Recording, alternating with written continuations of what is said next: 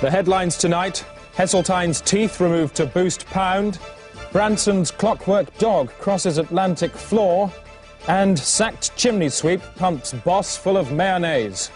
These are the facts. Let's kick the stick from the blind man of ignorance.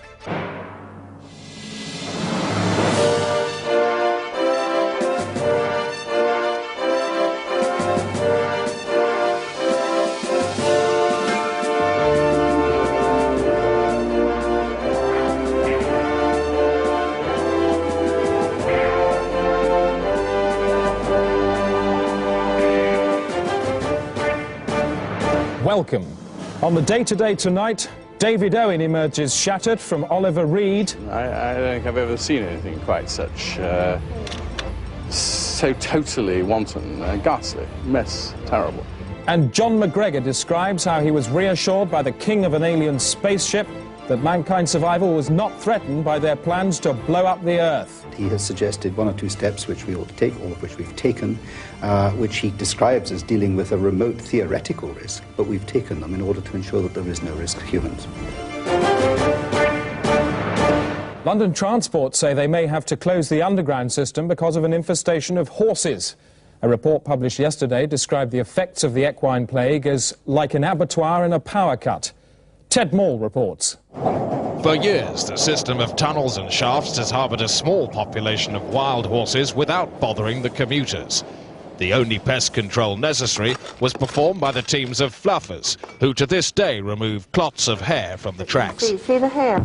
Then in 1970 came the crackers, special staff who had to patrol the darkened tunnels every day and kill the horses with hammers.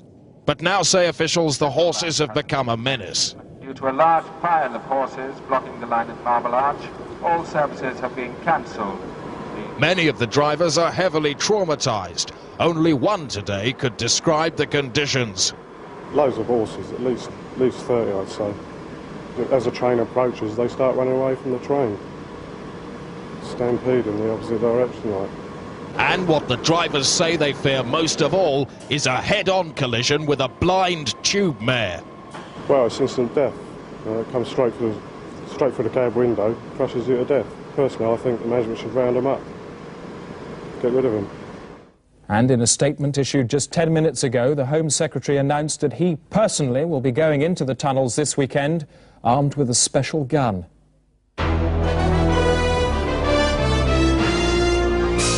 The Day Today, slamming the wasps from the pure apple of truth. It's 5 to 10. Time for sport. Hello, I'm Alan Partridge and this is Sports Desk. Football. And Nottingham Forest may soon be Nottingham D Forest if coach Liam O'Kane has anything to do with it. He's ordered the entire team to shave their groins in an attempt to enable greater laminar airflow and reduce buckling and weaving of the tendons. The newly depilated men will be shown off to Nottingham fans this evening. On to tennis now, and the sensational young Bulgarian protégé Mila Milandrovic was wowing everybody in Southampton this afternoon as she prepares for the finals of the Ordnance Survey Maps Cup. I was lucky enough to catch up with her this morning as she was practising with some nets. You are from Bulgaria? Bulgaria. I can imagine when you were small, you were probably taken away from your parents and put in a sports camp. No, we had the tennis court at my house, and my father was my coach. You weren't put in a sports camp and trained into a tennis machine? No, I went to school. It's normal. I would work a lot. You must be devastated for your countrymen who are subsisting on a diet of bread, potatoes, water and, I don't know, beer. Do you feel guilty? No. People eat. Most of your countrywomen tend to have affected a kind of, well, a moustache. And you, I have to say, have got a very, very sort of top lip. It's quite nice, it's very nice. It's sort of very fine and... Well, I've never suffered from facial hair, but they have electrolysis in my country. You know. Electrolysis for dissidents. The Day Today, taking the news reefer and pulling like a madman. If you're a criminal awaiting execution in the United State of Tennessee, your hope is that they throw your switch on Martin Luther King's birthday. If they do, state law allows you to choose the precise manner in which your votes are delivered. This report from Barbara Wintergreen of American news company CBN has received the best our digital transponder can give it, without, to my mind, showing any clear benefit in picture quality gain. Tennessee State Penitentiary. For some, it's death row, but for convicted mass murderer Chapman Baxter, it's the last night at Heartbreak Hotel. Baxter's an Elvis fan, and tomorrow he dies like a king. I've always been a poor boy, never done nothing with my life, always taken from any community I've ever been in. I just figure I just want to die glorious, I just want to die like the king, like the only king, Elvis Presley. A special death bowl has been installed for this gruesome Presley demise. He died on the toilet full of drugs and cheeseburgers. That's the way I'm going to go. I ain't going to no electric chair, I'm going to the electric toilet. Like Presley, Baxter will gorge on cheeseburgers and drugs until he reaches 650 pounds. The historic weight will trigger the electric current and see Baxter skip dessert. Among those who will be watching Baxter get all shook up is Tennessee Presley Fan Club President Alvin Holler. Some people might say that this was debasing the memory of the king. Do you agree with that? No, ma'am, no. King did that himself by dying on the John in a big nappy. But a special cheeseburger line in Grim Elvabilia has gone on sale to commemorate tomorrow's pan fry. But maybe after today, that is how people will think of the king. You can be right there. Press and protesters conduct a silent vigil outside this special disgrace land, while inside, Baxter chooses his backing vocals. I figured Jailhouse Rock be kind of appropriate. Maybe Are You Lonesome Tonight always moves me, that song. Thank you, Chapman Baxter, and good luck. Well, thank you, Missy. At dawn, all hope of a retrial gone down the pan, Baxter prepares to return to sender. In a few moments' time, America will watch the Presley stand-in eat a sit-down meal with a difference. And if he eats too much, he may come out in a hot flush. Are you sorry? So, as Baxter turns as blue as his suede shoes, this is very definitely one burger king with extra fries to go. Barbara Wintergreen, CBN News at the Elvacution, Tennessee State Penitentiary. The day today. The last scintilla of doubt just rode out of town. It's 62 towards high 3. Calately Sisters is about to roll her eyes into the business tunnel. Thanks, Chris. Take her off the monitor. I don't want to see her and face. No let-up today for British manufacturers. The quarterly reports make fairly gloomy reading. There were large profit slumps for Musters Margins and Watney Heckbulb. Transit Chris Fathom rolled to 1.6, joining Activated Hedges and Walker Cadavero on a lower third rung. There was better news for Edgeledge Wedge Barge, who mustered 2.41 up 88 very slightly, but Oxy McGee flew back a ninth, that despite a creeping bid from Michael Ryan's Hotels. On the currency markets, trading soft all day with a very flat afternoon. How did the pound fare? Well, a glance at the currency cat and you can see, not too well. That's a disconcerting 47-degree slope against London. The dollar, yen and Deutschmark having a much better time of it. If we project on current form, the pound leg could become insignificant within 4 months, leading to an effective amputation. The cat now tripodular, and any future resurgence in sterling would create a rogue leg with no hip constituency at all. Overall then, for tomorrow's markets, good evening. Slightly fractious in the 9s and 7s. Chris? Well, now it's time for our special revelation report. If you mention the Church of England to anybody, they immediately think of choristers and wafers. But for some, the church packs a more deadly message. This report from Sarah Whoops. If you mention the Church of England to most people, they immediately think of the sacraments and the holy blood of our Lord Jesus Christ. But to many within the church, there is another ritual, the ritual of the bullying ritual. Ex-curate Peter Litterton was intimidated by his very first vicar. I went to the bathroom to wash after dinner and I found my flannel in the toilet. Another time I went into the bathroom and all the bristles, bar one, had been cut off from my toothbrush. Another time he put bleach in my shaving cream and Mrs. Cape stifled a giggle. I see. This is St Barley's Church in Coventry. Barley's vicar, Bobby Skye, is a former bully himself, but has now decided to speak out. If a young deacon was being inordinated, then during the inordination ceremony, we would hum during his sermon, so we would be going, and he would be trying to speak and not knowing who was humming. And How many of you were humming? About 200 of us, 200 vicars, all going, Ready? Bermuda Triangle. Heather Collins has done a lot of popular work in the community. She too has felt the pain. I wasn't trying to eavesdrop at all. I was just getting on with my work, and I could hear the bishop was taking Colin through the steps of a christening for the next day. He then took Colin by the scruff of the neck and said, "I'll show you how to do a christening. I'll sodding well show you." And he just pushed his head towards the font. I said, "Don't do that, don't do that, this is ridiculous." And he said, "I'll do a sodding sight more than that." And he just rampaged around the church. But while some are brave enough to speak out, others are still quietly being beaten up.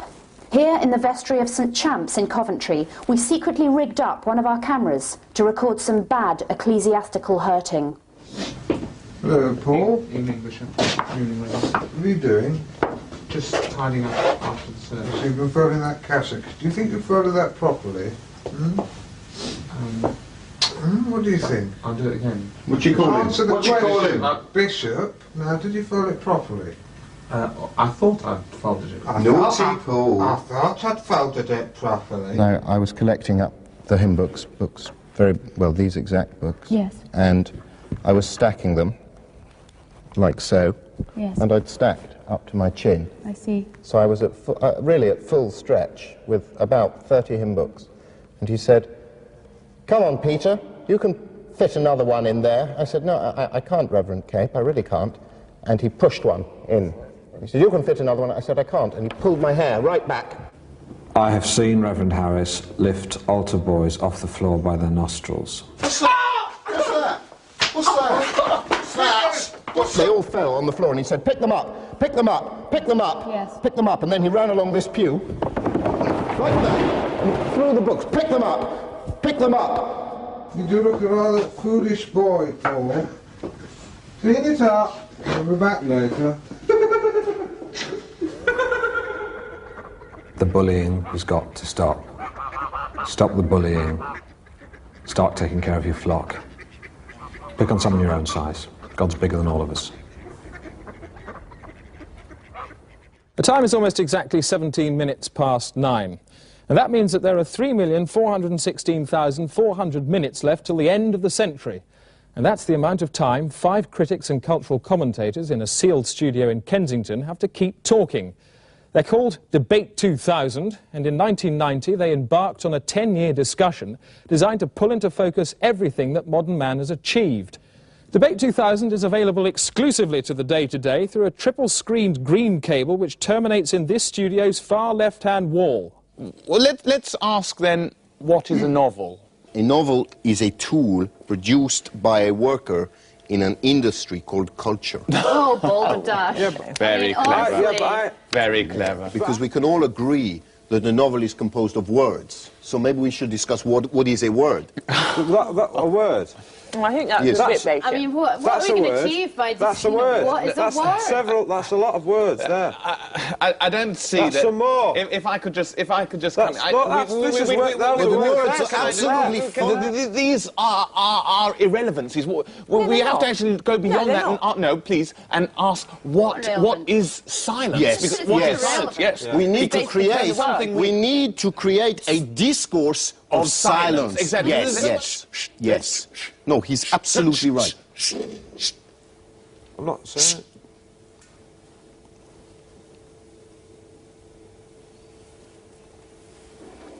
Right, if we could just move Oh, on. no. We were trying to Well, we were explain trying to establish it. No, we'd actually, but we weren't ready to move on. Chattering away, can't you just be quiet? You're not spitting on me.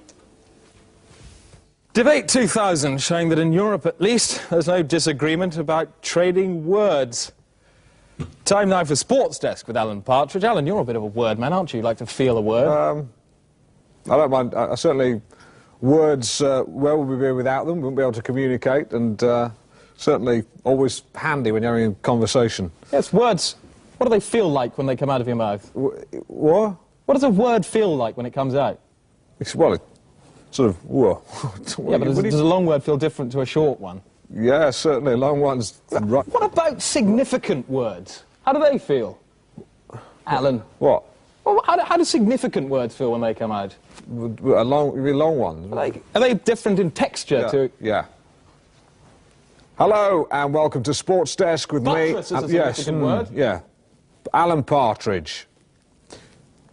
And it's a special desk of sport now, as we look back on some of the sporting highlights of the past sports season. So lie down, relax, and let these sports commence.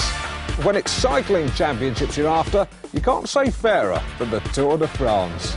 Di Brandauer there in the lead, swaying from side to side in his own inimitable bike-riding way. Klaus Bin there on the inside, pumping away with those gristle-like muscly legs inside those tight lycra shorts, which have become his trademark. And I don't know what this man is playing at. There's no way. Surely the judges must come down like a ton of bricks on that. Carrying bikes on top of a car is not a sportsmanlike way to run this race. You join me in the helicopter now as we look down on these cyclists that look somehow like cattle in a mad way, but cattle on bikes. And there's Sven Gunsen, closely followed by his great friend and teammate Klaus Bin. And the man with the bikes on his car is, yes, he's disqualified, as I said. And Klaus Bin there wins, riding non-handed. No need for that. And it was upsets all the way in the dive championships. Greg Lagani, down, double back twister, bangs his head in, textbook, lovely. Let's see it again. He boings down, up in the air, double back twister, comes down, bangs his head on the board and in, lovely. The judges surely will give him high marks for that. And how's this for a tumble? There she goes. Bounce, split over and over and over, and then down, and then back and over and over and over and over, back and over and over and up and down. That bit with the hands there, not so good. I mean, I can do that. But for my money, the best punches were being pulled this season in the boxing ring. There, round 4 in the middle of it here with the plucky Liverpudlian and the ginger boxer, as he's affectionately known to me. Thank goodness, actually, they're wearing gloves, because I've witnessed bare-knuckle boxing in a barn in Somerset about 3 years ago, and it was a sorry sight to see men goading them on in such a barbaric fashion, and I'm rather ashamed to say I was party to that goading. And 2 men fighting, as I saw in the barn that night, naked as the day they were born, and fighting the way God intended.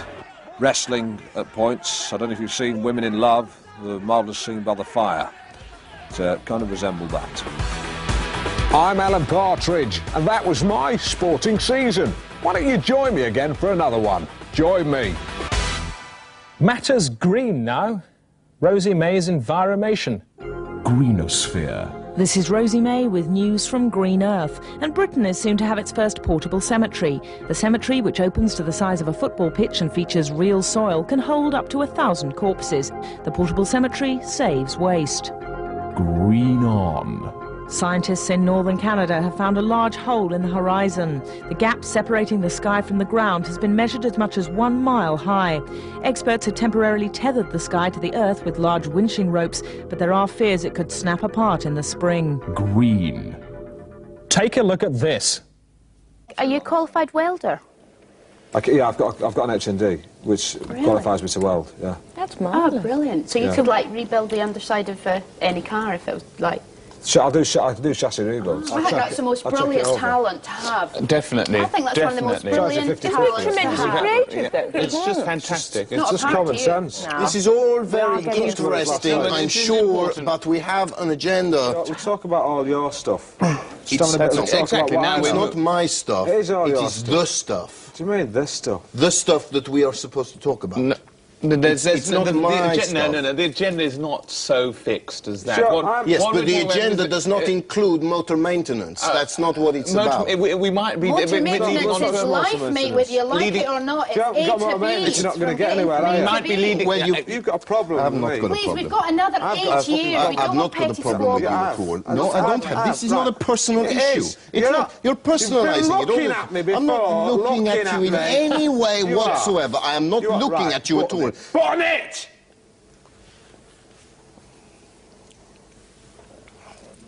Shall we talk about the Berlin Wall? The Day Today. Whoa, heck, it's a news bulb. Today's historic agreement between Australia and Hong Kong marks a new season of hope for the future of world trade. The two countries, who have spent years at each other's throats on the international market, have now signed a treaty which allows trading between all parties at all levels on a restricted quota basis. I'm joined now by Martin Crace, the British Foreign Office Minister with special responsibility to the Commonwealth in London, and Gavin Hawtrey, the Australian Foreign Secretary in Canberra.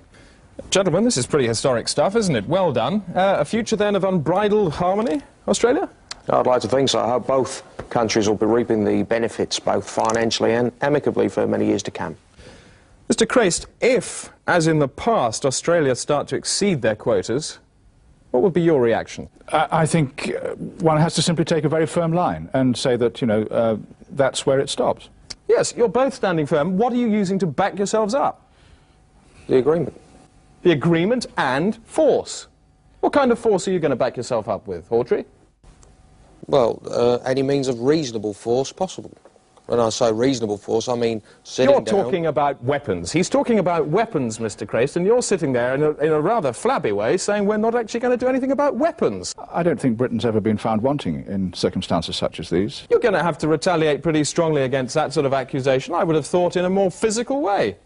Well, you mean an act of aggression? I certainly do. I mean, he's sitting here accusing you of goodness knows what, and you're sitting there effectively saying, oh, we'll put a sanction forward, and we'll stand by it. What are you going to stand by it with? Well, sanctions will be the initial plan, and then we would move on to stronger means.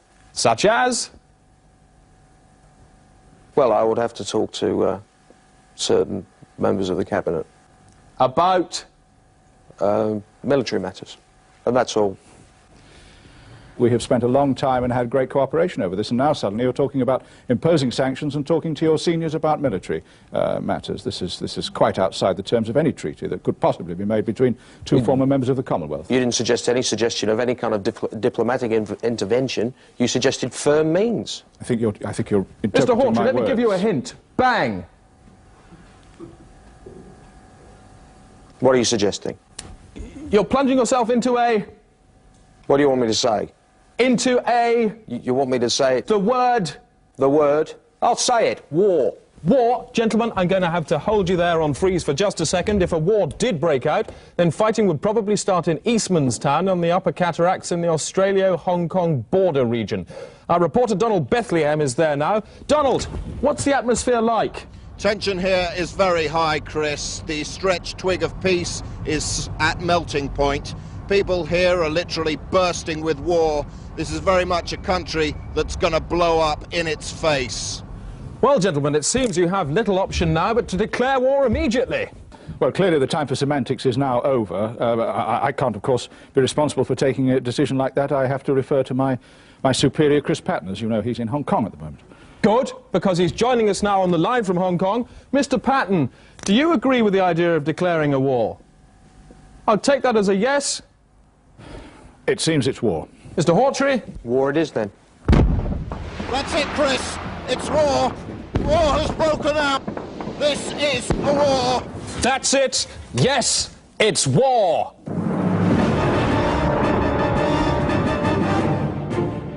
Coming up over the next 20 minutes, we'll be monitoring the progress of our own flotilla of smart bombs, foremost among these with a nose-mounted camera, Smart Bomb Stephen.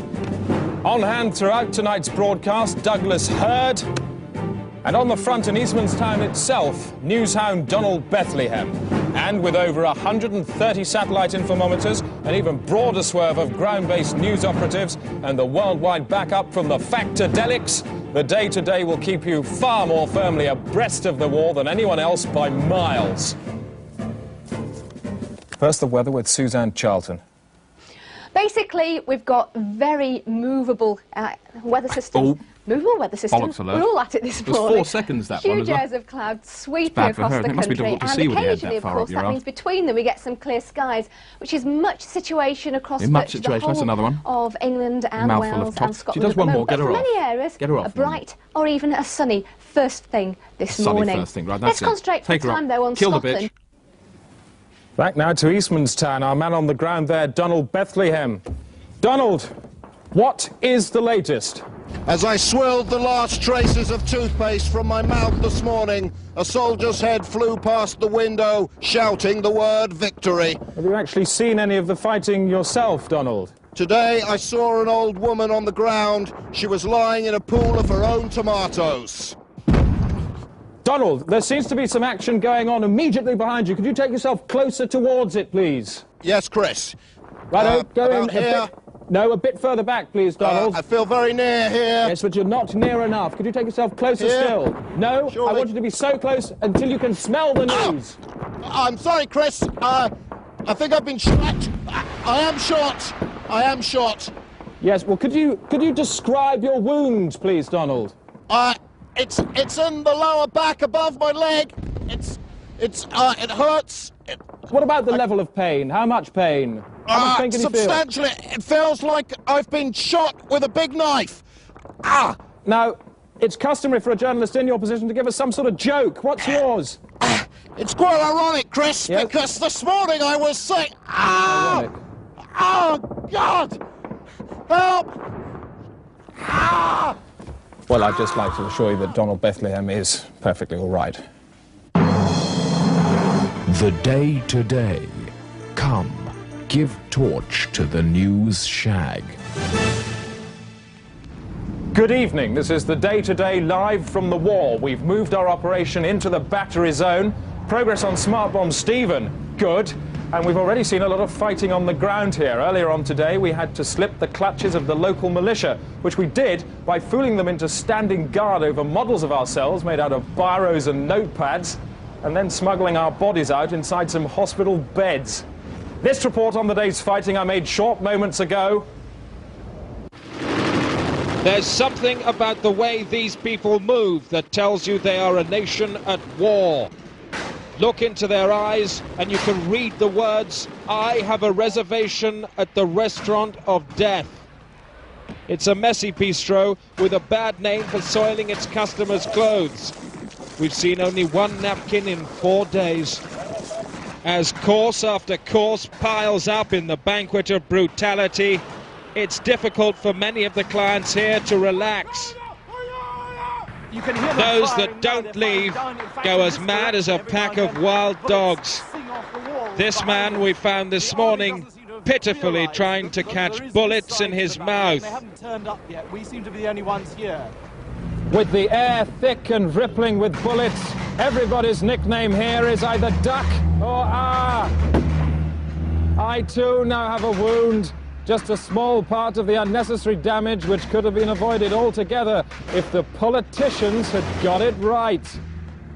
The people here are confused, spending most of their time running about like idiots. Earlier today we met a family who, thanks to this war, now have no home. A war which they feel anyway has nothing to do with them. We are mere pawns in a political game, trapped in the physical manifestation of a nonsensical clash of mere ideals between two governments tragically isolated both from their electorates and the guts-on-your-shoes reality of armed struggle. That boy is now a war orphan, one more victim of what they call here the desert confetti. I have a child about his age myself. When I phoned him 10 minutes ago, I told him to move out of the house to make room for his new brother. Back now to the day-to-day smart bomb. Get rid of Hurd. Thanks. How is it for smart bomb Stephen? Well, we can see now he's zooming in over the landscape. He's almost caressing the land there. This is a city full of people and soldiers. There's one. There he is. It's into his mouth, past the esophagus, down through the... Bang! Bang! Completely gone. No, we didn't hear the bang, of course, because the microphone is taken out in the heat of the explosion. But there, nonetheless, is one more tear on the face of the world's mother, Alan Sport. Thanks, Chris. And now some late-night soccer results. I'm Alan Partridge. This is Division 2. Hull Paragraph 5, Portsmouth Bubblejet 1. Sheffield Hysterical 3, Chunky Norwich 1. Richmond Arithmetic versus Nottingham Marjorie match postponed due to bent pitch. Good night. Still to come, Douglas Hurd, but not yet. Because as Britain is dragged hopping and burping into this conflict, how do our elected guardians justify the enormous cost? Some say the Minister for War has been avoiding the press for precisely this reason. But earlier on today, the Day Today tracked him down, and I spoke to him in an exclusive way. Mr. Powley, you're the new Minister for War. Any idea how long it's going to last? Well, I hope not very long. I'd say about 18 months, I hope. No more. But nonetheless, you took the decision. That's right. We had to take the decision. Was anybody in Cabinet against it? I should say yes. Can you name names? Not really. I understand your position. Yeah. Looking at the tactics in the war, what tactics will you be adopting? I would say go over and bomb them, because... Really, with your hands over your ears? Yeah. So what's your scenario? You say 18 months, who's going to win? I should say the British would win. Can I put you on the spot and ask you to address the nation and tell them that we are going to win the war? Definitely. Definitely. Can you say that to the nation through Yes, I would. Yes. I'm assured the nation will win this war. Minister, thank you. I'm now in transit over Eastman's Town. Susanna Gekkelois is already there. This is the very heart of the conflict. The men here have been fighting non-stop for 3 days. We drove in at night, straight into the middle of a rocket battle. The air now is thick with what they call here the electric cornflakes. We are under strict instructions not to leave the vehicle, but to drive on through. With no cover, we ran across open space to a nearby house. There are always casualties in war. This man was injured and we had to act fast. We found a family sheltering in the back room. We had no tongue in common, but through the universal language of mutual need, I knew she was saying, "Come, set your equipment up in our refuge. The world must see this mess." These brave people are now sleeping, but they know that tomorrow our aerials and transmitters could make this house a prime target. Chris.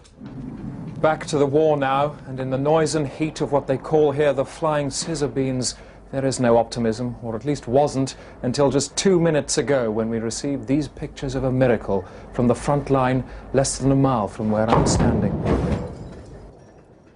This was the scented rose in the bumgut of Satan, for here at 7:13 precisely the fighting stopped. Soldiers who moments earlier had been shooting each other's teeth out suddenly put down their guns and joined in peaceful commune. Some played games, or like these men, planned a musical. Others built cribs, carefully forged from scraps and weapons. It's Christmas here, though you wouldn't know it from the smell. The reason for this outburst of calm lay inside a shed, for here the massed forces of two world powers were unified by nothing more than the distress of a cat stuck on a high shelf. No one knows how it got there, but these brave fighting men, moved by the simplicity of the animal's plight, decided to forget their differences and try to get it down. It was a heartwarming scene in an otherwise ghastly place. But even as the men celebrated, their heads were blown clean off. For somebody, nobody knows who, had filled the cat with nitroglycerin. Well, despite the odd story like that, it's quite clear even to the untrained eye that this war is peaked. There follows little now but the inevitable plague of refugee and human interest stories which tend to spew out in the wake of such conflicts. We'll leave a skeleton staff here to deal with that. I myself am back to London because I've had quite enough of this sickly guff. Mr. Hurd, thank you. This has been the Day Today, on the ground, live in a war.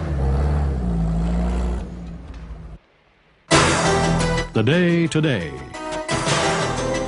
Aware of the powerful symmetry that exists between news and history. And just time to look at some of tomorrow's newspapers. Drowned Italian wins Eurovision, that's today. The Mail go with Aristocrats' dung saves village from flood. The Mirror, Lord Mayor's pirouette in Fire Chief wife decapitation. The Sun, Robin Koch. And the New Zealand Prendergast lead with Russia elects Cobweb. You'll notice, incidentally, that the Wheeler cartoon in The Independent has "There will never be another war again," referring there to the Prime Minister's conference speech. And the Wheeler caption, "Yes, there will, and it's happening now." That's it. That's the day today, on the day that Boris Yeltsin told the world how he milked Mrs. Thatcher. Flappy breasts. Good night.